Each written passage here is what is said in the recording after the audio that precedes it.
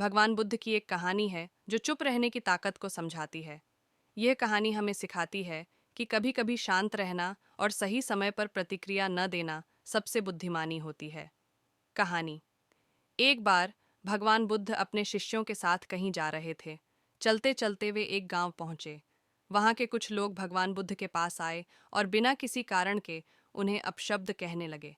वे बहुत गुस्से में थे और तरह तरह की बुराइयां कर रहे थे। भगवान बुद्ध शांत और स्थिर खड़े रहे, बिना किसी प्रतिक्रिया के। उनके शिष्य यह सब देख रहे थे और सोच रहे थे कि बुद्ध कुछ क्यों नहीं बोल रहे।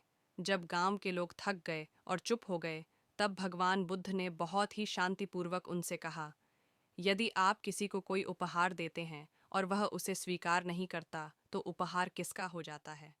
गांव के लोग चकित होकर बोले, वह उपहार देने वाले का ही रहता है।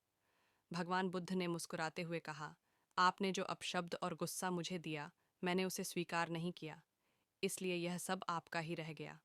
यह सुनकर गांव के लोग शर्मिंदा हो गए और उन्हें अपनी गलती का एहसास हुआ। कहानी का संदेश। इस कहानी से यह शिक्षा मिलती है कि हमारी प्रतिक्रिया में ही हमारी ताकत होती है। जब हम क्रोधित होते हैं या बिना सोच विचार के प्रतिक्रिया देते हैं, तो हम अपनी ऊर्जा को व्यर्थ में खर्च करते हैं। लेकिन जब हम चुप रहते हैं और सोच समझकर प्रतिक्रिया देते हैं, तो हम अपनी आंतरिक शांति और शक्ति को बनाए रखते हैं। चुप रहने की ताकत हमें मानसिक शांति और स्पष्टता देती है। इस प्रकार भगवान बुद्ध की इस कहानी से हम सीख सकते हैं कि किसी भी परिस्थिति में चुप रहना और सही समय पर ही प्रतिक्रिया देना हमारी सबसे बड़ी ताकत हो सकती है।